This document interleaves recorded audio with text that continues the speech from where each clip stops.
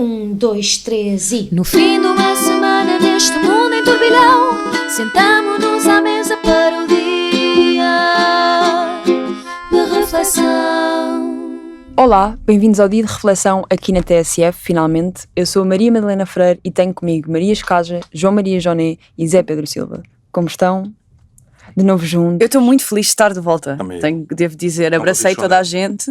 Quão feliz? 0 a 10. Feliz. Até o Zé Pedro, que não é a pessoa que dá mais abraços no mundo, eu agarrei-me a ele. Não dás, eu também. Eu dei-te um abraço. Não, mas se sentiste desconfortável. Estou muito feliz de estar aqui de novo a olhar para as vossas caras. E finalmente podemos interromper-nos uns aos outros, que era uma coisa que não dava à distância. Sim. Era sempre aquela pausa. Sim, e posso admirar a vossa impressionante beleza. Também é verdade. João Maria Joné, tinhas saudades nossas? Não. E com este não, vamos então ao café. Expresso abatanado, curto cheio ou pingado, duplo com cheirinho, sem princípios caldadinho. Começa então este contexto com uma frase que é: o líder máximo da maior superpotência do mundo objetivamente é um ativo soviético ou russo. Foram estas as palavras preferidas por Marcelo Rebelo de Sousa, o nosso Presidente da República, ainda na quarta-feira passada, como sempre nos acontece em todos os programas, não é? As coisas juicy acontecem sempre no dia em que já gravámos, e estava a referir-se a Donald Trump, Presidente dos Estados Unidos da América, que tem vindo a tentar estabelecer-se como principal mediador na guerra entre a Rússia e a Ucrânia. Disse ainda que a Europa minimizou o impacto que Trump e o trumpismo ia ter no mundo, e estas palavras viajaram pela imprensa internacional e até mesmo viralizaram no TikTok norte-americano. Zé Pedro, seria bonito Marcelo Rebelo de Sousa sair em grande ao deixar Portugal num conflito diplomático com os Estados Unidos, ou não? Sabendo nós que Trump, atendendo sempre ao seu ego, quereria medir certas coisas connosco após estas declarações. Marcelo, de facto, quase que... Repara, temos aqui a tentativa de... Primeiro Trump, agora Xi Jinping também quer ter ali um papel em toda a geopolítica internacional, mas Marcelo meteu-se no meio dos dois e não sei se não foi até se não acabou por sobressair.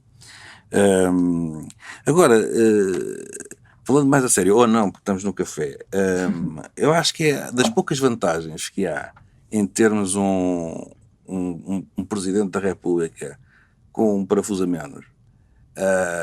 Uma delas é esta, porque as declarações são acertadas, na minha opinião, claro, acertadas na medida, e o Presidente até fez uma coisa que corrigiu um bocado à frente, e isso não foi depois discutido, porque as pessoas dizem que apenas considerou o Presidente norte-americano um ativo russo. Mas Marcelo disse uma coisa, disse que mesmo que não fosse essa a sua intenção, não é? Ou seja, claro, o resultado da política é que se torna um ativo russo. E é importante esclarecer isso, porque Marcelo fez de facto essa correção ou clarificação. Mas que isso já não torna a frase assim tão divertida. Não, exatamente. E nós queremos diversão. Pois. Mas repara, como digo, na minha opinião, uma declaração acertada para um Presidente da República, que já é um problema, porque as declarações dos chefes de Estado devem estar alinhadas mais ou menos com a política diplomática. E nessa medida, mas isto confirma uma tese minha muito antiga, é que Marcelo nunca chegou a ser Presidente da República. Continua a ser um comentador, tem poderes constitucionais, o que é uma maravilha. Mas acho que ele fica chateado. Epá, porra, sou Presidente da República, não sou comentador. Não, porque ele continua a ser comentador e com poderes de Presidente da República. Repara, imagina o que é. Não, ele é mais comentador agora, porque ele antes só tinha um lugar de comentário e agora tem todos. Tem todos. Todos, ou seja, antigamente era o domingo, agora é todos os dias, em todos os canais, em todas as rádios, em todos os jornais. É muito e repara, melhor. isto pode evoluir para um dia em que a soberania está entregue a um chefe do Estado que é um comentador de televisão e que no final das suas declarações dissolve o Parlamento. Chega ao final, imagina, neste caso... Tipo agora, Donald Trump, não dissolve o Parlamento, não, mas sei lá, no fim das declarações mandou o exército para Washington. Agora estou a lembrar aqui do João Maria Joné, pode dar um dia na SIC e depois diga, e no fim diga que agora vou dissolver o Parlamento. Porquê? Porque tem esses poderes. E portanto... Cara de Johnny com ar de... Ele riu-se, é vontade. Estou a trabalhar para isso. Relativamente à política norte-americana, já duvido que já consiga ter alguma intervenção. Mas portanto, é essa a minha consideração de declarações acertadas de um comentador. E o senhor tem que se lembrar que é Presidente da República, que há uma diferença grande. João Maria. Está tudo certo no que o Zé Pedro diz do ponto de vista técnico, não é? Os diplomatas são conhecidos por não terem opiniões e por não ofenderem ninguém, e isso é que é ser um bom diplomata. Quanto menos coisas acontecerem a um diplomata, melhor é o diplomata.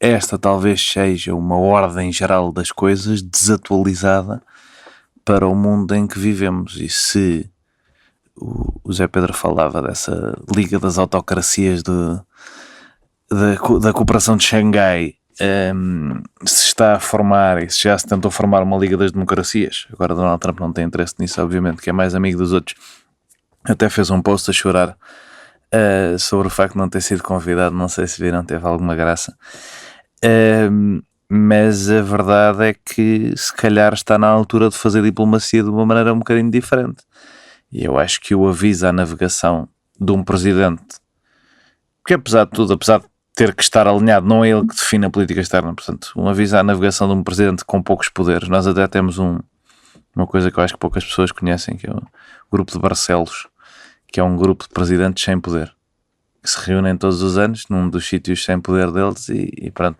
começou em Barcelos, com Jorge Sampaio, mas pronto, presidente da Alemanha, presidente da Grécia, presidente da Itália, presidentes que não fazem nada, no fundo. Esses presidentes podem dizer coisas com alguma impunidade, digamos. Dito isto, também concordo com o teor, não acho que o presidente tenha um parafuso a menos, e acho que a declaração mostra isso, não é? É assertiva e agressiva na medida certa e toca nos pontos essenciais. No saudosismo soviético do expansionismo russo. 2, no facto do presidente dos Estados Unidos ser uma pessoa que interessa a essa estratégia de expansionismo.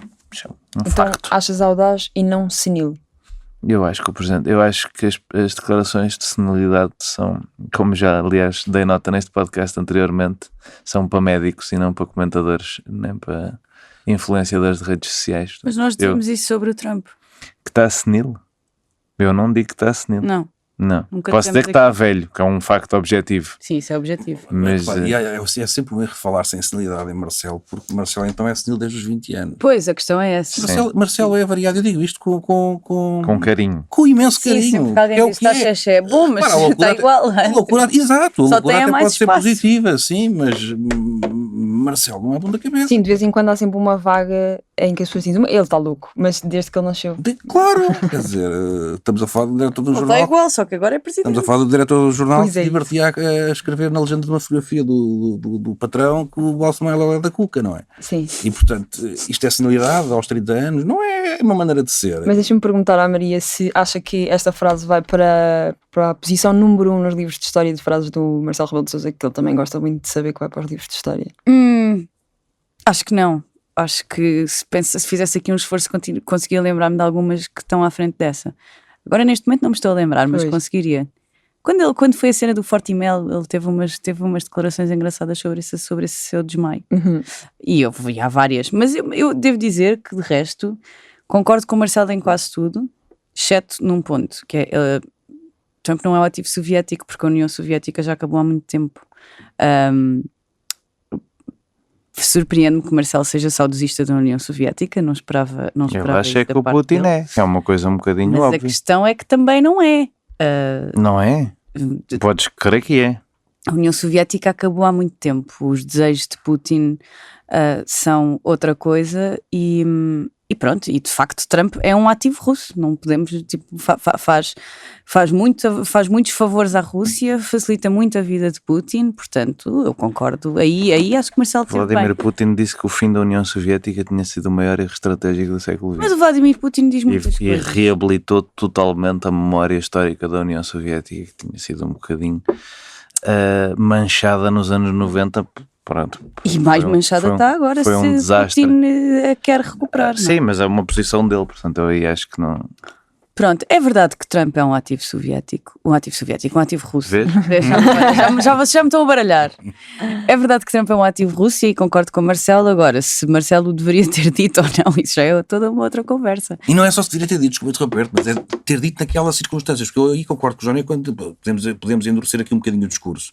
Mas não era uma universidade de verão a falar com Sim, pôs em perigo a Jotinha. Ou seja, se o Presidente da República assumir a posição de, na Europa, ser o primeiro a chamar os bois pelos nomes, nós aplaudimos, mas que se passa aquilo no Palácio de Belém. Não é? Agora, Um bom quadro atrás, Claro. um bom cenário. Sim, E não, foi uma posição de força. É que aí começa, eu percebo, mas aí por outro lado começa um bocadinho a cheirar a declaração de guerra, assusta um E bocadinho. vamos embora. Ele não quer tão sério. Ele quer sério, mas não tão Citando sério. Pedro Nuno Santos, vamos fazer Putin trazer meio das pernas. Isso é que era. Estás com saudades, não estás? Bastante. Já não falavas dele há algum tempo. De quem? Pedro Nuno Santos. Fazer os alemães tremer, os banqueiros alemães tremer das pernas, mas neste caso era o Putin. Mas agora já não se fala de Pedro Nuno Santos. Vamos então fazer tremer os ouvidos dos nossos ouvintes e vamos à reflexão. Vamos refletir. Ora bem, tenham paciência com este contexto, está bem, para as pessoas perceberem tudo o que se tem passado. Vamos então para Portugal, tema nacional. O Primeiro-Ministro voltou a travar o acesso a informações sobre as suas declarações de rendimentos e não permitiu acesso público ao número da matriz de 55 imóveis que declarou à entidade para a transparência. De acordo com o Correio da Manhã, Montenegro apresentou um pedido de oposição à divulgação desses elementos, que foi diferido pela entidade para a transparência. Entre os bens patrimoniais declarados estão 6 imóveis urbanos, incluindo a casa em Espinho e um apartamento em Lisboa, e 46 prédios rústicos, herdados da família. No domingo, à saída da tal Universidade de Verão do PSD, o Primeiro-Ministro afirmou que não se tinha oposto à divulgação de qualquer número de matriz. Horas depois, o seu gabinete veio pseudo-corrigi-lo, confirmou que foi pedida oposição, mas apenas no que respeita a 6 imóveis urbanos ligados à sua residência habitual e à propriedade de familiares próximos, de forma a garantir, são por questões de segurança.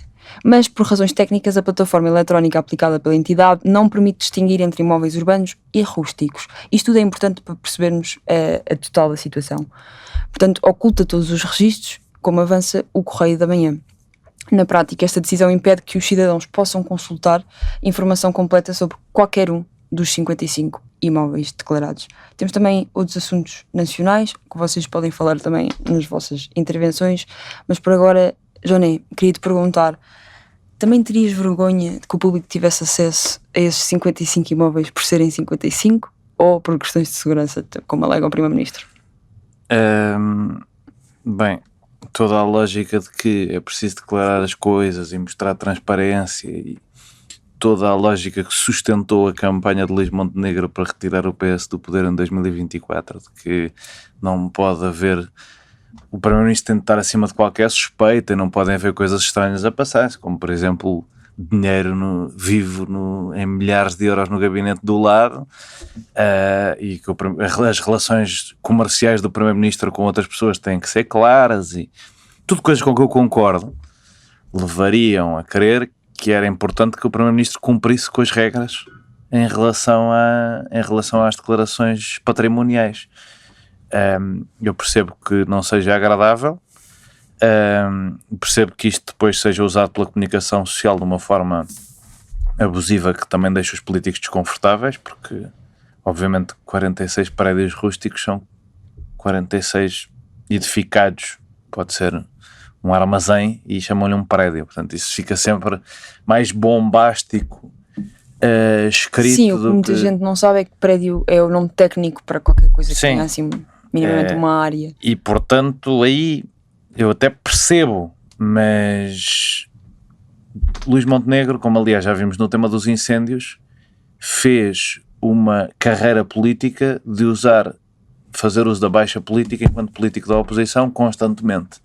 E depois no governo fingir que está muito... Luís Montenegro é o cínico.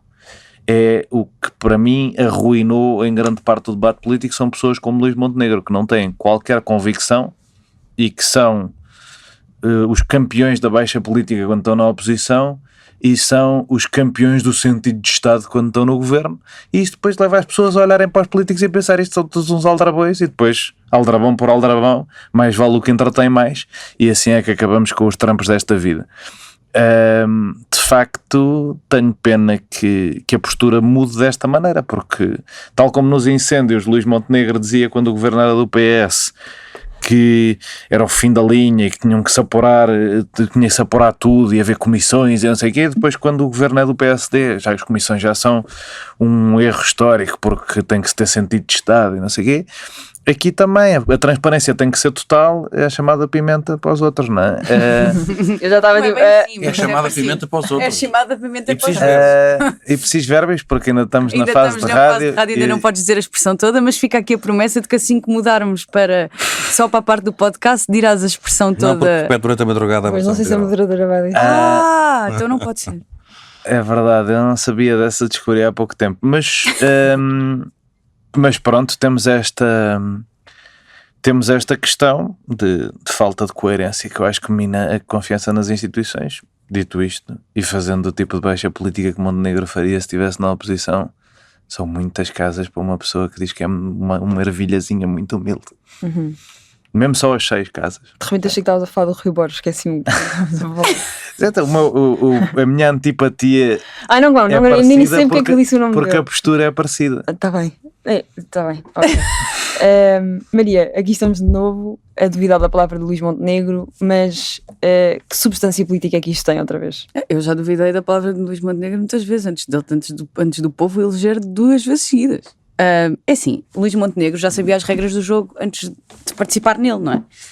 Já se sabia que faz parte de declarar o seu património, faz parte do cargo a que se candidatou, não foi uma surpresa. Luís Montenegro está na vida política há muitos anos e sabia o que é que ia, não é? Toda a gente que participa na vida política e que tem um cargo político sabe que é passível de ser escrutinado. Eu próprio sei isso, o Joné certamente sabe isso também. Tipo, não é, ou seja, não dá para garantir que a vida privada, e no caso, vou considerar para efeitos de retórica o património de 55 casas de Luís Montenegro, a sua vida privada. Toda a gente que se candidata e que participa num cargo político, tem um cargo político, sabe que essa vida privada pode não o ser. E no caso do primeiro-ministro, e no caso de uma pessoa que foi, como dizia o Joné, foi tão crítica do governo, e bem, atenção, não estou aqui a defender que Se deva ter 80 se mil deva ter euros dentro de 75 mil euros dentro de livros no gabinete, atenção, longe de mim.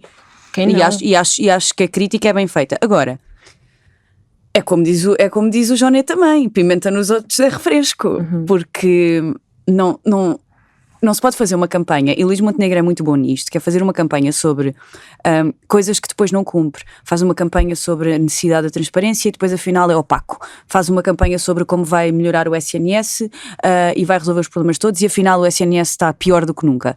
Portanto, às tantas são contradições atrás de contradições. Assim, o facto do primeiro-ministro ter 55 propriedades já é uma coisa que me deixa a pulga um bocadinho atrás da orelha, sendo ele considerando, ou seja, tentando ligar-se às pessoas como sendo uma pessoa como elas, um homem trabalhador, uma empresa de família, teve uma empresa com a família, uma empresa familiar, é a casa da família, e depois afinal são 55 propriedades e afinal Montenegro não quer que se saiba. Eu acho que Montenegro tem o dever da transparência como tem qualquer primeiro-ministro, e se somos críticos de outros primeiros-ministros, que incluindo, temos um que está a ser julgado agora, não é? Enquanto falamos, se somos críticos da falta de transparência e das trafolhices de outros primeiros-ministros, também temos que questionar porque é que Montenegro não quer que se saiba. Eu percebo a ideia da privacidade. Agora, como eu disse no início, Luís Montenegro sabia as regras do jogo antes de se meter nele, portanto não pode mudar as regras a meio do jogo. Achas que a frase dele de ninguém é tão transparente como eu vai ficar famosa pelas mesmas razões que a frase de António Costa de serão 4 anos, habituem-se? Acho mais grave a de, quer dizer, pronto, António Costa foi chata porque não foram 4 anos. Sim. Mas acho mais grave a Mas de por isso mesmo é o que eu Montenegro, estou a dizer. a de Luís Montenegro, que ninguém é tão transparente como eu. Não, há muita gente muito mais transparente, eu acho bastante opaco até, como se tem visto por os casos e casinhos que ele criticava, está a refazê-los também os tem, portanto... Já temos dois Mas eu não- Passa mas eu- muito tempo na praia, fica menos transparente, não é? Pois é verdade, Já sim. temos Ok. os cognomes hoje, Montenegro Cínico, Montenegro Opaco. Pergunta-te, Zé Pedro Silva, qual é o cognome e se achas que o senhor Primeiro-Ministro terá medo dos ocupas para pôr esta publicação. Pode ser o caso. Repara, a minha crítica vai para estarmos a falar de Luís Montenegro há demasiado tempo. Um É país. Primeiro-Ministro. Não, está bem, certo, mas não é normal um país estar tanto tempo a discutir casas e empresas dos primeiros-ministros, isso não acontece. Nós temos, este país tem, como tem todos os outros, vários problemas. O Primeiro-Ministro e o Governo não deve ser um problema, mas neste caso é. É com a empresa, é agora com a questão da transparência. Sendo que neste caso, eu tenho aqui, não consigo chegar a uma conclusão, por várias razões. Relativamente à responsabilidade de tudo isto. Porque o facto de não serem identificadas as moradas dos tais prédios, que Luís Montenegro queria que fossem só os 6, os urbanos, mas por motivos técnicos a entidade não pode fazer a separação, eu compreendo os argumentos. Não deixa de haver transparência e o Estado não deixa de ter conhecimento das propriedades do Primeiro-Ministro só porque não são divulgadas as moradas. Portanto, o sistema está a funcionar. A questão de se ocultar as moradas por razões de segurança parece-me evidente, não choca. Onde é que eu acho que... E acho que a comunicação social, e estamos aqui, mas a TSF, como é um espaço de liberdade, podemos criticá-la também, não estou a dizer no caso específico da TSF, mas a comunicação social como um todo, perde muito tempo com todas estas questões. Por isso eu digo, andamos com as casas de Montenegro, é o julgamento de Sócrates. Eu não digo que estes temas não tenham interesse, mas há mais países, há mais... Estou totalmente de acordo contigo, mas isso não é culpa deles? Espera aí, eu já vou lá chegar, sim, eu acho que sim, já vou lá chegar. Eu tenho trazido aqui várias vezes a mesma questão, porque para mim é de extraordinária gravidade. Nós temos conservatórios do país a demorar 6 meses a publicar registros. Isto para além de que temos as questões todas, depois já conhecemos todas, da saúde, tudo isto. Ou seja, a comunicação social tem aqui um papel de colocar os temas na agenda e obrigar os políticos, e a oposição também, estamos quase a conhecer o governo sombra do Chega, a dar respostas. E o que nós estamos há meses é a ver as casas de Montenegro, o julgamento de Sócrates, o que ele diz à saída, o que ele diz à entrada, e eu lamento imenso. Mas assim não andamos para a frente. Qual é que é aqui a responsabilidade de Luís Montenegro e porque é que ele tem alguma culpa em estar sempre na Berlinda? Se porventura ele não quer apenas dizer, revelar as moradas dos prédios urbanos, que eu percebo, e nem é o dele em Espinho e os de Lisboa, porque isso já teve na comunicação social, toda a gente sabe, é com certeza o de uma tia ou de um tio, não quer revelar isso. Percebo, compreendo e acho que as razões estão lá. O que é que ele tinha que fazer? Coloque no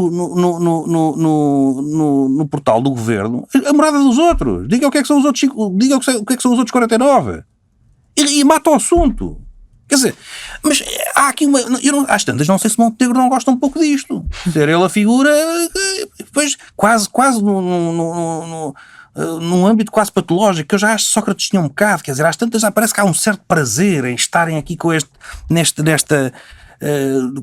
com esta suspeita toda, parecem uns capos, não é? Eu sinceramente não consigo perceber. Acho que o Primeiro-Ministro tem a responsabilidade de matar estes temas logo ao início, e podia tê-lo feito. Revela as moradas. Se a questão é só técnica, ele publica as moradas, diga lá, é um barracão, mas é uma garagem, a questão uma quinta. também é o facto de ele ter dito que não ocultou nada, que não tentou ocultar nada, e depois afinal tentou ocultar as moradas. Não, há uma mentira aqui. Não, ele disse que o que ele pediu foi para que não se revelassem as moradas dos prédios urbanos. Não, ele primeiro disse que não pediu nada.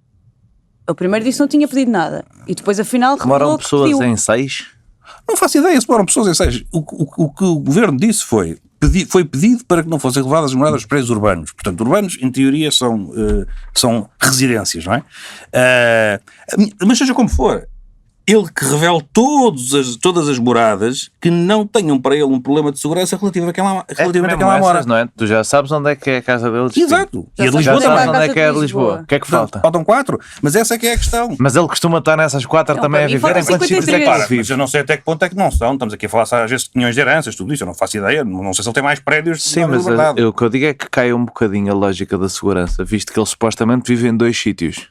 Em Espinho e em Lisboa. E as duas moradas tu já conheces. Portanto, cai um bocadinho o argumento. Mas ele pode não querer revelar a morada do tio, não é? Ou da tia, ou quer dizer... Tudo em nome dele?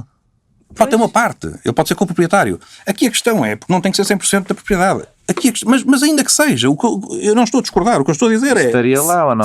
Se Montenegro veio dizer que o seu problema é exclusivamente com questões de segurança dele e de familiares, revele todas as outras e arruma o assunto. Portanto, o meu ponto é esse. Mas há aqui uma crítica ao governo, há aqui uma crítica à imprensa, porque nós temos que andar para a frente. Ou seja, nós temos que colocar na agenda da opinião pública, na agenda mediática, temas que verdadeiramente interessam. Porque tudo isto tem um peso tremendo quando nós... Por acaso, interessava-me saber como é que o Primeiro-Ministro tem 55 propriedades em seu nome. Repara... Mas pode ser um bocadinho curiosidade mórbida, não quer dizer que seja uma questão política, pode ser só curiosidade. Como é que chegou lá? Como é que tem? De onde vieram? Eu gostava de saber também. Não é? Nem que que algumas. Pois? É que um armazenzinho pode render hoje em dia, como sabemos, não sei se... Olha, então o Luís Filipe Vieira não pediu um empréstimo de milhões com um palheiro como colateral. Exatamente. Imagina Olha, o Berardo só tinha aquela garagem na Madeira. Aquela garagem. Tu já viste a fortuna que se pode fazer com uma garagem ou um palheiro? Ora bem, Mas já acabaste a tua reflexão? Não, só para dizer uma coisa, mas atenção, nós temos que ter esta noção. A entidade para a transparência aceita que não sejam reveladas as moradas porque isso está previsto na lei, mas não deixa ao Estado, não é? E nós temos que confiar no Estado de Direito, ter conhecimento e, portanto... O que tu dizes, eu gostava de perceber como... Não, eu disse gostava de saber, mas que pode ser uma questão de curiosidade minha e não uma questão política. Não, mas é só preciso esclarecer uma coisa. Eu gosto de saber muitas coisas, não quer dizer que as deva saber todas. Exato. Só digo uma coisa, esta ocultação é pública, não é para o Estado nem para as autoridades. Sim, é preciso esclarecer isto, ou seja, só não é divulgada por razões de segurança as moradas que foram pedidas. Sim, mas eu também acho que eu não tenho que saber a morada da casa... Eu espero que haja escrutínio, não é? Não tenho que saber as moradas das casas do Primeiro-Ministro, mas... Agora, eu tenho que saber o que é que ele tem. Eu acho é que ele consegue matar estes problemas e não quer. Porquê? Porque gosta de andar ali sempre.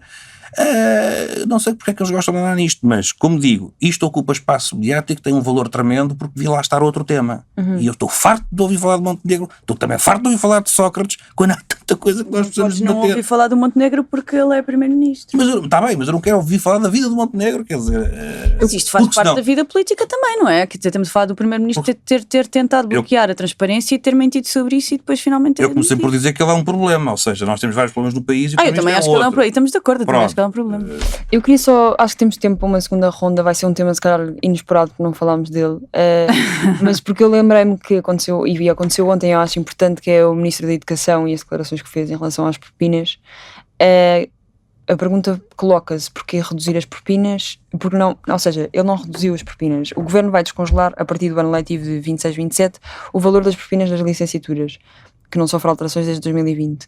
Passará de 697 euros para 710 euros.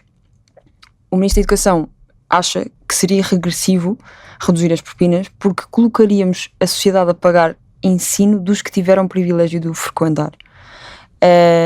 Não sei, queria só alguns apontamentos vossos sobre este assunto. Olha, posso já ter uma recomendação. O Miguel Herdade tem um artigo ótimo no Público escrito sobre isso. Cada vez que alguém me fala de propinas eu falo disso. Ele tem os estudos e a preparação para falar sobre educação muito mais do que eu. O artigo é de 13 de maio de 2022, chama-se Quando os mais pobres subsidiam os mais ricos, o caso das propinas baixas. Fica só essa minha recomendação, eu não vou dizer mais nada. Mas tem conteúdo? Tem alguma... Não, o artigo está vazio. Não, ou seja, mas não disseste nada. Disseste só, vão ler o artigo, mas sabes conseguir resumir um bocadinho o assunto? Não, podem ir ler. Recomendo. Maria, o que é que achas desta frase? Eu não sei, eu acho que muita gente está a discutir esta frase de há uma grande desigualdade de acesso ao ensino superior, reduzirmos as propinas é colocar toda a sociedade a pagar o ensino daqueles que tiveram o privilégio de frequentar ensino superior e isso é regressivo. Privilégio, aumentar, ou seja, está-me a faltar uma palavra. Aumentar as propinas é que vai limitar o acesso de muita gente ao ensino superior. Numa altura em que toda a gente sabe que há pessoas que não conseguem, que não frequentam a universidade, entram em universidades e não conseguem frequentá-la, e nomeadamente em Lisboa, porque não têm dinheiro para pagar a renda da casa, porque não têm dinheiro para sustentar casa, mais alimentação, mais transportes, mais propinas. Aumentar as propinas aumenta a desigualdade de acesso ao ensino superior. Não, essa ideia de que põe a sociedade toda a pagar os privilegiados que entram, isso não é verdade. Há muita gente cujos pais se esforçaram muito e que se esforçaram muito eles próprios para conseguirem chegar, ultrapassar, ou seja, a educação é uma forma de acabar com ciclos de pobreza. Parece o Manuel Liberal a falar. E há pessoas que se esforçou e merece. É sempre privilégio. Mesmo tá bem, mas conseguires fazer o esforço, Johnny, é sempre privilégio. Mas não podes dizer que a reduzir as propinas aumenta o privilégio. Não é verdade. Antes, pelo contrário, reduzir as propinas facilita o acesso de pessoas que têm... Pronto, está bem. Também há estudos que defendem o que eu estou a dizer. Há estudos para tudo. Acho que um privilegiado vai ser sempre beneficiado por medidas sociais que não limitam mas ninguém, mas não não podemos agora cortar medidas sociais porque há uns privilegiados que vão ganhar com elas, não é? A tese é que os privilegiados é que ganham com elas. Porque Eu acho sim que a sociedade deve pagar o ensino. Atenção, eu acho que toda a gente deve pagar o ensino das gerações que vêm. Não tenho nada contra isso. Acho que isso são impostos bem aplicados. Acho que há outras coisas em que os impostos são aplicados que são muito piores. Eu acho que sim, que se deve, tal como acho que se deve, que a sociedade deve sustentar o SNS, deve sustentar a escola pública, deve sustentar o acesso à universidade. Eu acho que sim. Agora, acho que é absolutamente ridículo dizer que reduzir as propinas aumenta a desigualdade. Não é verdade. De reduzir as propinas, é lógico que há pessoas que são privilegiadas que vão usufruir dessa redução, mas também é lógico que há pessoas que têm mais dificuldades, que vivem com mais dificuldades, que têm menos capacidade económica, que vão beneficiar com isso. Pode ser a diferença entre uma pessoa ir ou não ir para a universidade. 13 euros. Sim. Há pessoas... Este ano já tiveste vagas a não serem preenchidas. Por 13 euros? Não é 13 euros, mas é custo da renda e etc. 1 euro pode fazer. Mas descongelar as propinas são 13 euros por mês agora. Quanto é que isso se vai tornar daqui a uns anos, Johnny? A questão agora a ser abordada são 13 euros e existem bolsas sociais. O argumento de toda a gente que tem esta posição em relação às propinas é: quanto menos se pagar a propina normal, menos margem existe para haver bolsas sociais. Eu sou uma defensora da propina zero. Ser a favor de tudo à borla é muito fixe, mas e o dinheiro vem de onde? E qual é que é a prioridade quando o aplicamos? Ele vem de onde? Zé Pedro. Para mim há um princípio básico, não é? Que se aplica a muitas coisas do chamado Estado Social, e que é muito simples. Quem tem a capacidade de pagar deve pagar.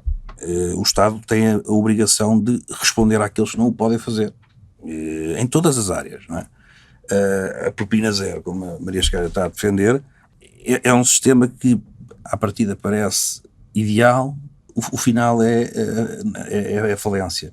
É evidente, quer dizer, porque não faz sentido. Repara, seja através das bolsas, há uma necessidade, o Estado deve preencher uma lacuna.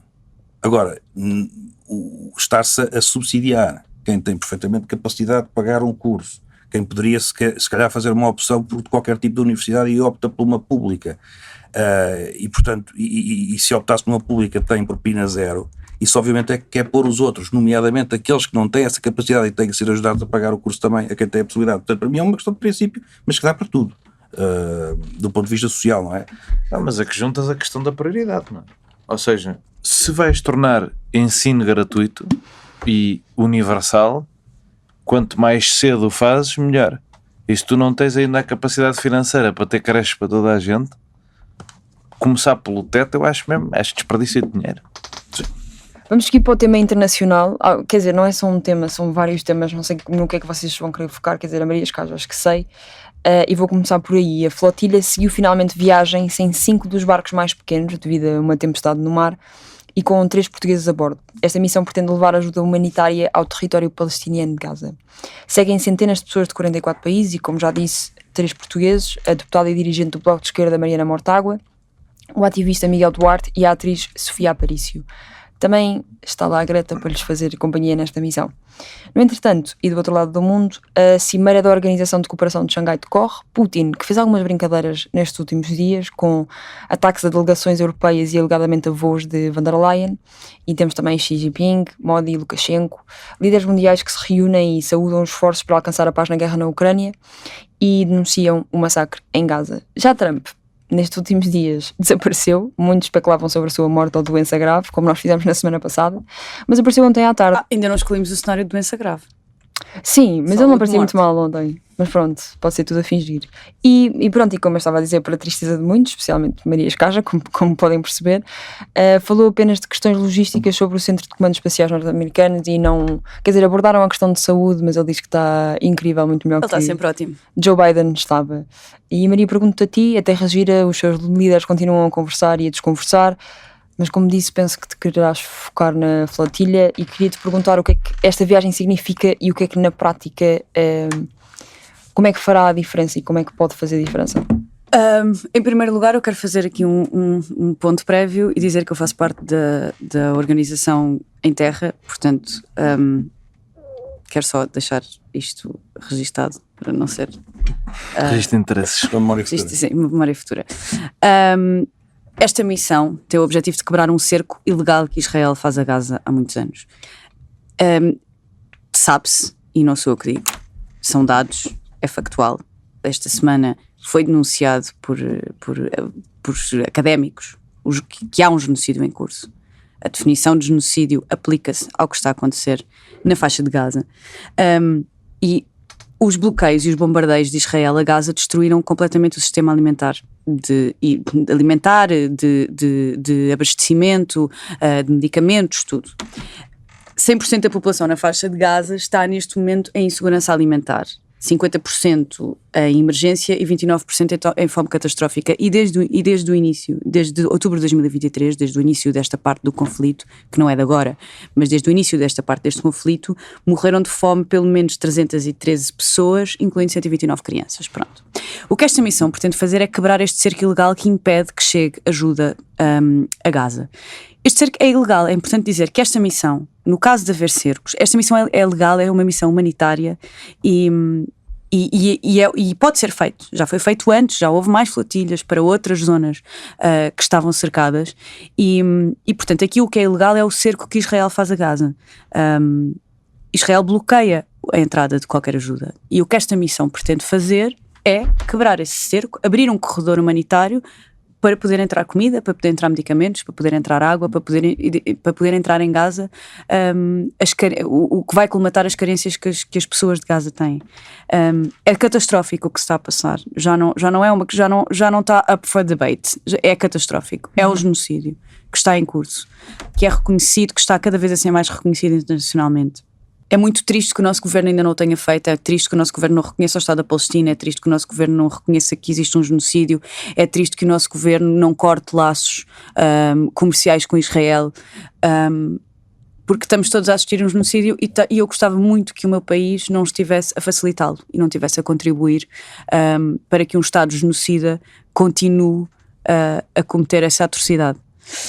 A missão da flotilha é esta, é quebrar um cerco ilegal, é levar ajuda humanitária e mais do que levar ajuda humanitária é abrir um corredor de ajuda humanitária que ainda não se conseguiu fazer. Todas as outras missões falharam porque foram interceptadas por Israel, algumas bombardeadas, foram interceptadas com mais ou com menos violência, mas todas foram interceptadas e Israel impediu, é águas internacionais, e Israel impediu sempre que este corredor humanitário fosse aberto. Vamos esperar que agora com mais barcos, com mais pessoas, finalmente se consiga quebrar este cerco e abrir este corredor que é tão necessário para acabar com um dos genocídios do nosso tempo. Não é o único, mas é um que é bastante grave. Zé Pedro, entre Barcelona, China e Estados Unidos, tendo muito para onde escolher, onde é que achas que o foco do cidadão comum deve estar neste momento? Atento, sendo que é muita coisa. Ainda bem que falas do foco, porque era mesmo esse o meu ponto relativamente à flotilha. Repara, não acho. As pessoas que participam estão lá, cada uma por vários motivos. Há pessoas que vão por razões pessoais, sentimentais, há pessoas que vão por razões políticas, há pessoas que vão porque estão ligadas já a ações humanitárias há muitos anos. Há um conjunto de situações e eu não vou aqui fazer nenhum juízo sobre a razão de ser para lá estarem. E é evidente que, e a Maria Sequeira explicou, portanto não vale a pena eu que nem sequer estou envolvido nisso explicar, está explicado que o objetivo é dar o conhecimento ao mundo do bloqueio e do cerco. Para mim o ponto é este. Nunca o mundo esteve tão ciente do bloqueio e do cerco. É evidente. Está a resultar então essa parte? Não tenhas a menor dúvidas. É do conhecimento mundial. Eu nunca vi em tantos conflitos diretos, não é? Porque o conflito foi permanente, mas há conflitos diretos, há guerras. Nunca vi tanta oposição a Israel. Mesmo por parte de quem está com Israel. Quem defende o Estado de Israel, ou os dois Estados, seja o que for, nunca vi tanta oposição. De líderes mundiais, da sociedade. A mim parece-me evidente. Quer dizer, o Israel está sem apoio, continua a ter o seu apoio principal, que se um dia o perdesse, aí sim estava em apuros. Mas acho que há essa consciência. Qual é que é a minha crítica aqui à flotilha? É que enquanto nós precisamos, porque tudo isto ocupa espaço mediático, a atenção centra-se agora na tal flotilha. E nas pessoas que vão nos barcos. E que agora está um tempo e regressou. E que agora vai para a frente. E amanhã, depois, chega o momento em que chegam lá os barcos israelitas. E esta é a notícia. E era muito mais interessante que a notícia fosse a dificuldade que têm as ONGs que lá estão no terreno. E não é só na parte alimentar, é na parte também médica, em que eles são atacados diretamente quando montam hospitais de campanha. Nós estamos a retirar a atenção de quem lá está, de quem pode levar toneladas de alimentos. Tivemos agora a crítica de uma das organizações que lá está relativamente ao envio de alimentos pelo ar, que acho que é dispendioso e pouco eficaz. Isto é muito mais interessante para nós termos a consciência do que lá se passa do que estarmos agora preocupados ou com a atenção voltada para a tal flotilha, que não vai lá chegar, que não vai chegar um saco de arroz lá, e que dizem assim, não, mas o interesse é mostrar o bloqueio. Mas há alguém que desconheça o bloqueio. Mas tu não achas que é preocupante nós baixar-se os braços porque assumimos à partida que não vai chegar lá? As razões de não chegar lá são ilegais.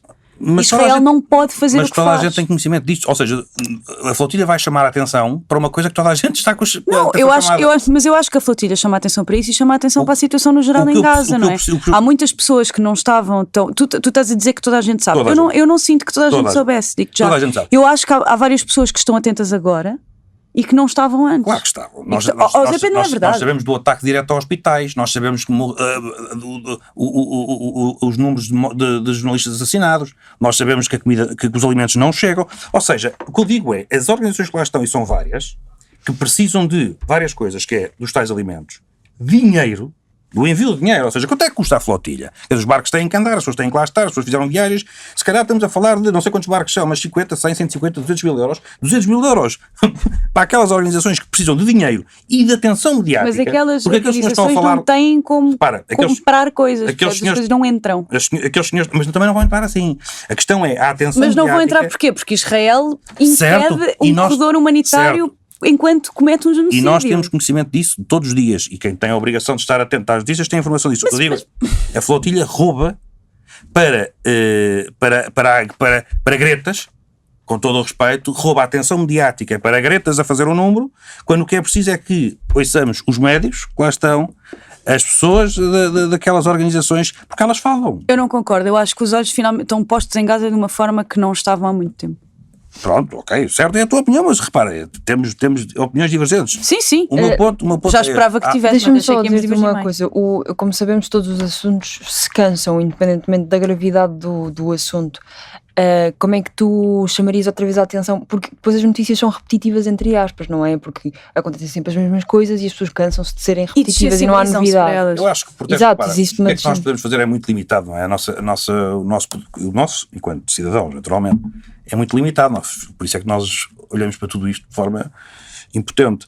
Agora, eu acho que há aqui eu defendo, de facto, que o Estado português, o governo neste caso, já devia ter tomado uma atitude relativamente ao reconhecimento, mas isto até há mais tempo, não é? Dos dois Estados, acho que isso e acho que se devia endurecer o discurso relativamente a Israel, começar a pôr em cima da mesa as sanções, tudo isso eu defendo, e acho que a sociedade civil se pode unir em protesto, em manifestação, para pressionar os seus governos a tomar atitudes e também se pode unir de outra forma, que é enviando os tais, financiando as organizações que lá estão, denunciando, como muita gente tem feito, as violações dos corredores humanitários e dos ataques. É que nós falamos só de violações dos corredores humanitários com bloqueios, mas há ataques diretos a pessoas que estão lá a ajudar, do ponto de vista médico, a população. Quer dizer, isto é uma coisa do Arco da Velha, isto não existe, isto é bárbaro. Mesmo isso saindo nas notícias que sai, isso já não, eu odeio dizer isto, mas já não viraliza, as pessoas já não tomam atenção. Vai viralizar para a seguir a Greta, e eu lamento imenso, mas eu prefiro ouvir o tal médico que lá está e que tem alguma coisa para me contar e está no terreno, do que a Greta no meio do Mediterrâneo a ser abordada, que eu já sei que é o que vai acontecer, e aliás pela segunda vez neste caso. Portanto, acho que é desvio da atenção mediática, acho genuinamente que as pessoas têm consciência do que lá se passa, acho que Israel está a perder o apoio, mesmo de quem apoiava incondicionalmente até este genocídio, que eu também não tenho dúvida que é o termo, ouvimos todos os especialistas e é assim que o consideram, portanto, qualquer tipo de outra consideração tem uma componente política, e portanto, a minha crítica à flotilha é esta.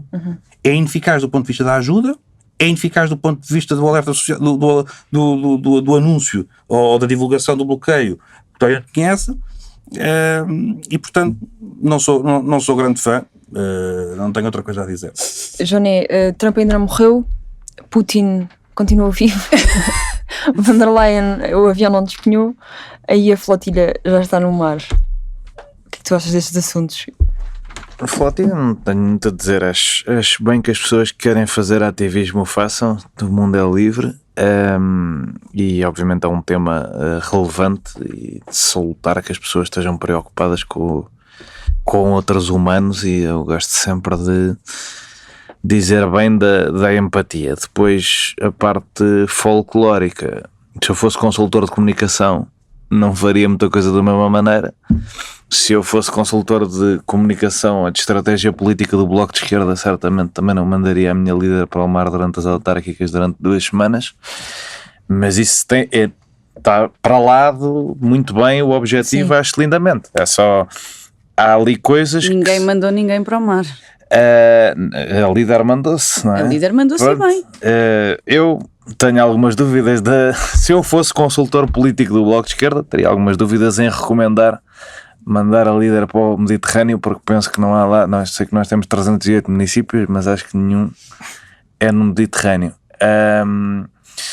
Dito isto, acho muito bem o propósito e a ideia, e gosto que as pessoas se preocupem com as outras, e de facto acho que tem que se denunciar o que se passa em Gaza, que fica mais grave a cada dia. E se nos dias imediatamente a seguir ao 7 de outubro se podia dar um bocadinho o benefício da dúvida à reação que Israel ia ter, mesmo conhecendo os componentes de extrema-direita do seu governo, a verdade é que Israel desbaratou todo o tipo de boa vontade que podia ter, e o comportamento desde aí tem vindo a piorar e a piorar, até ao ponto que o Zé Pedro diz e bem, que o apoio ao Estado de Israel já deixou de ser, ou às posições do Estado de Israel deixou de ser maioritário nos Estados Unidos. A partir do momento em que isso acontece, acho que, olha, outras que precisavam de consultores de comunicação e de estratégia política melhores do que aqueles que têm. Mas sim, para isso tenho a dizer isto sobre a pseudo-morte de Donald Trump. Deu-me para pensar muito. Eu tenho tido uma posição muito fechada sobre a ideia de que pessoas como Ron DeSantis ou J.D. Vance seriam piores para o mundo do que Donald Trump, por terem a mesma, seguirem o mesmo credo fascista, mas com mais rigor e zelo. E mais cínico. Sim, e portanto isso tem sido a minha posição, mas à medida que esta presidência vai avançando e novos limites de surrealismo vão sendo ultrapassados, eu vou pensando cada vez mais que se calhar há aqui uma componente única da celebridade de Trump e da capacidade da personalidade de Trump criar um culto que se calhar uns troina como os J.D. Vance ou Ron DeSantis não conseguiam fazer. E portanto, às vezes, eu que sempre fui uma pessoa de acho melhor este senhor continuar vivo, às vezes deu uma ideia que se calhar podia ser benéfica a outra solução, sendo que ainda há outra questão, que há um potencial descredibilizante do fascismo internacional grande em que aconteça a Donald Trump o que acusaram Joe Biden de ter feito, ou seja, aconteça a Donald Trump um processo de deterioração física que não seja só velhice, mas mesmo o esconder de uma doença grave ou de uma incapacidade para assumir as funções, que é diferente de ser velho. Novamente um tema que eu gostava de sublinhar, que é diferente de ser incapaz de assumir funções e estar velho. E portanto ter algumas coisas características da idade. Portanto, andei neste debate interno e queria partilhá-lo com os nossos ouvintes. Mais do que isso, fiquei contente porque na faculdade obrigavam-me a ler muito. Eu até fiz um trabalho sobre o Pacto de Cooperação de Defesa e Segurança de Xangai, e parecia uma coisa muito inútil estudar-se aquilo, sei lá, tipo, há estes pactos de segurança no mundo, há a NATO é uma coisa que funciona objetivamente, e depois há isto, que pronto, é a Rússia e a China, um bocado confuso, que a Índia participa e é esquisito, e era daquelas coisas que parecia um bocadinho um artefacto de uma tentativa de internacionalização que não era possível naquela zona de junção de esforços, mas depois temos Donald Trump a empurrar a Índia para os braços da China, ninguém percebe muito bem porquê. Temos esta posição híbrida em relação à Rússia que dá alguma força à Rússia, e de repente parece hiper relevante um sítio para onde se desloca Kim Jong-un. Eu tenho ideia que se os americanos nunca tivessem cometido a estupidez de eleger Donald Trump, fosse em 2016, fosse em 2024, que um sítio para onde se desloca Kim Jong-un seria sempre um bocado uma piada, e era assim que era até 2016, desde que Donald Trump começou a destruir a ordem internacional que os Estados Unidos criaram. Isso deixou um bocadinho de ser verdade e é preocupante. Mais alguns apontamentos sobre todos estes temas variados do nosso mundo? Sobre esta questão, eu acho que se nós irmos em panorama de facto o que se passa com esta cimeira e com todos os outros movimentos, ou seja, juntarmos o último mês em termos de política internacional, com a cimeira do Alasca, com o encontro na Casa Branca, agora com isto, a transformação é enorme. Ou seja, e claramente a China começa a assumir uma posição e em que faz bem, porque aproveita, defende os seus interesses e aproveita. E em tudo, não só político, também económico. Ontem houve uma grande discussão nos Estados Unidos entre o Elon Musk e o secretário da Energia, em que o Elon Musk diz uma coisa óbvia, que não são precisos muitos painéis solares para tornar os Estados Unidos autónomos. E o secretário diz aquela barbaridade. E o secretário diz que era preciso cobrir o mundo todo 20 vezes, quando na verdade seria preciso 1% o equivalente a Portugal. O equivalente a Portugal de painéis solares para dar energia ao mundo todo, teoricamente, e os chineses continuam a construir painéis solares como se não houvesse amanhã. Claro. E é neste tipo de ultrapassagens que nós vivemos, graças a Donald Trump, não é? Graças também a Donald Trump, sem dúvida. Que pode ou não estar gravemente doente. Eu não estou a dizer o que é que eu quero, estou só... Mais ou menos. Não estou, não. Estou só aqui a expor os... Também vais começar um conflito diplomático como o Marcelo. Sim, entre mim e Donald Trump. Deputada Municipal de Lisboa. Exato, deputada da Assembleia Municipal de Lisboa e o Presidente dos Estados Unidos.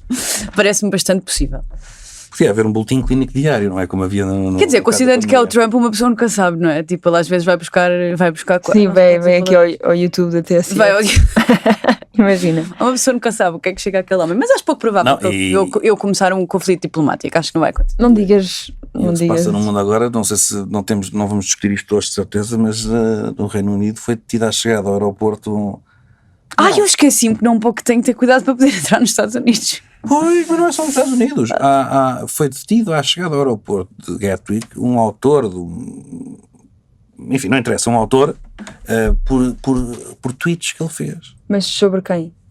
Ele é relativamente... são questões... Mas sobre o Keir Starmer? Ou... Não. Questões de géneros e... É um... Mas ele é bom ou mau? Do ponto de vista, eu sei. Do meu ponto de vista, ele é bom ou mau? Ele é um bocado... Ele é contra o ativismo transgénero, tudo isso. Ok. É mau. Mas é um satírico, certo. Podemos... Mas repara, pode-se discutir... não estou a dizer que ele deve ser preso. Mas, não sei porque é que ele foi preso. Estou só a dizer que estava só a qualificá-lo. Depende do que ele tweeta, não é? Pode conferir algum tipo de crime aquilo que ele tweetou. Os tweets que eu vi diariamente, eu não sei quantos de saco. Não imaginas? Porque repara, são coisas relativamente, são interpretações que eles fazem, que as autoridades fazem, que era apelo à violência, mas são comentários completamente irónicos.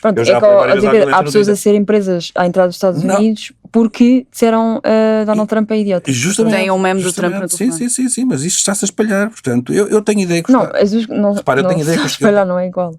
Não é igual, não sei é igual no sentido no sentido em que uma opinião que tu emites, seja contra o presidente, seja contra transgêneros. Mas eu não sei se foi uma opinião isso. Estão a ser pessoas detidas por tweets que fazem. Isso aí à partida é uma... Eu já fui processada por um. Ganhei, mas outra coisa. Donald Trump rebentou com um barco que diz ele estava com narcotraficantes e droga. Da Venezuela. É verdade. Civil. Repara, isto... Aparentemente. Repara, isto... Mas há uma conclusão a que temos que chegar. Os Estados Unidos já não são um Estado de Direito. Não. Já não é o rule of law. A partir do momento em que a Casa Branca manda rebentar de forma militar com um barco porque suspeitam que seja narcotraficantes e agora diz isto e as pessoas dizem está a defender os narcotraficantes, é o costume, não é? Mas isto já não é um Estado de Direito. Isto já não é um Estado de Direito. Sim, bem, mas também não era com a War on Terror, não é? No geral, não podes rebentar com uma casa no Afeganistão só porque suspeitas que não sei o que, mas fazes porque... A questão é que essas notícias já são levianas, já são... As pessoas olham e é tipo, ok, já não há... já não percebem o impacto. Em águas internacionais, rebentar assim... As pessoas não percebem o impacto. É verdade. Eu vi notícias de manhã... Eu acho também que as pessoas têm dificuldade em perceber o conceito de águas internacionais. É tipo, não podes ir ali rebentar com coisas. Não estamos a dizer que ninguém é burro, atenção. Estamos só a dizer que no meio de tanta coisa a acontecer, um barco arrebentado pelos Estados Unidos droga, as pessoas ficam tipo, ok, faz sentido. Os- Donald Trump brand, tipo, tá. Há uma conclusão: o Estado de Direito está fora de moda completamente. Está ultrapassado. Tá. A malta não está a querer. Não está indo. Não. Sabes qual é que é a parte boa? É que as modas são cíclicas.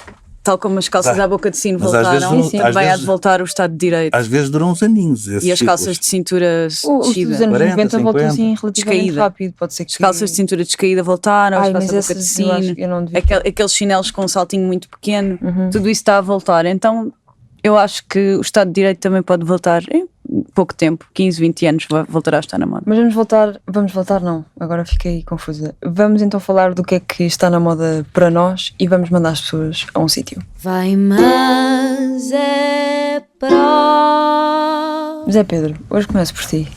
Mas porquê? Eu odeio isso.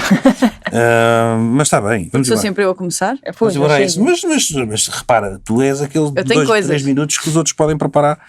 Se bem Queres que eu é mande a difícil bola para outra bater. pessoa? Não, eu posso dizer, nós temos de um ouvinte que participa no grupo musical NIA e vão estar no concerto no Ponto, e Ponto porquê? Porque é no ponto de encontro em Cacilhas. E eles vão tocar lá com o apoio da Câmara Municipal de Almada no dia 4 de outubro às 20h30. Muito bem. Depois tenho também o nosso ex-moderador esteve no Festival de Veneza de Cinema e produziu inúmeros conteúdos sobre o que lá se passou, portanto envio as pessoas não só às suas redes como também às redes da comunidade de cultura e arte, onde foi feita a cobertura do festival. E por fim, curiosamente, e bate mesmo certo no que acabámos de falar, um livro que é o Breakneck China's Quest to Engineer the Future, porque era justamente aquilo que estávamos a falar. O autor eu não apontei, mas é o Dan Wang, salvo erro, mas é justamente aquilo que estávamos a falar agora. Portanto, foi certeiro. Porque, Da tecnologia como. exatamente, o ponto dele Painéis é. solares e tal. O ponto dele, ainda não acabei, mas o ponto dele é um bocado toda esta questão da evolução em termos de engenharia de indústria da China, e que a faz ganhar um terreno a todos os níveis. E depois, enfim, é o resultado todo do pensamento dele no livro, mas acaba com aquela questão de que os Estados Unidos precisavam deste avanço, não é? Que claramente não tiveram, o João acabou de dar um exemplo bom, e a China precisava da abertura social, não é? Uma questão uma política mais liberal. E portanto, Breakneck China's Quest to Engineer the Future, Dan Wang, salvo erro, e está feito. Posso ir Johnny. embora? Podes. Sim, Joné. pode sair. Eu, no domingo, das minhas recomendações, a minha agenda é só em Cascais, não é? Portanto, as minhas recomendações têm que ser. Aliás, tu Cascais. vens a Lisboa uma vez por semana gravar um podcast. Exatamente, as minhas recomendações têm que ser um bocadinho Cascais cêntricas. Eu tenho um grande programa no domingo, vou fazer a procissão da Nossa Senhora dos Navegantes, coisa que só fiz por terra, desta vez farei por mar.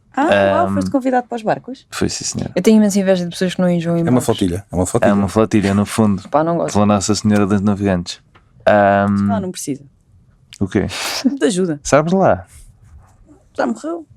Nossa Nossa Senhora nos Senhora dos Navegantes. Mas esteve viva. aos céus. Desculpem. Pronto. Pois, também, calma. Não vamos começar agora a entrar aqui por ascendido. caminhos Mas sinuosos. a procissão é a parte que resta de tradição pescatória a Cascais e vai ser giro. Portanto, recomendo quem quiser ver um bocadinho como é que Cascais era antes de ser o Mónaco.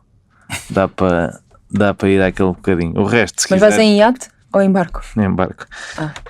Se quiserem. Barco não, navio. eu vou em Não, barco. é em barco. Isto É é, o barco, literal é pesca. barco, é pesca. Pronto. Mas é isso. Se eu conhecer alguma vez o Almirante, eu vou dizer barco à frente do propósito. Mesmo para provocar. Sim. É isso, não tenho mais recomendações, acho eu. Marias Caixa. Eu tenho 3. A primeira recomendação é que se juntem à ação de solidariedade com a Global Sumo de Flotilha este sábado, dia 6 de setembro, ao meio-dia, no Jardim da Ribeira das Naus.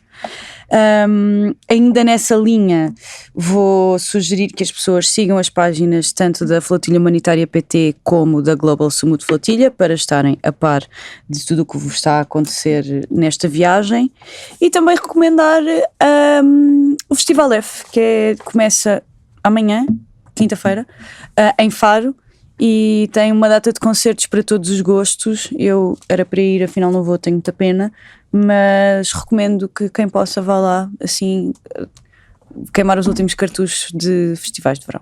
Eu tenho uma recomendação para a aproximação do outono. Ainda não é outono, é imensa gente a achar que já é outono. Spice Latte. Sim, não é essa bebida, mas é parecido. É uma série chamada Gilmore Girls, do início dos anos 2000. Em português é Tal Mental Filha.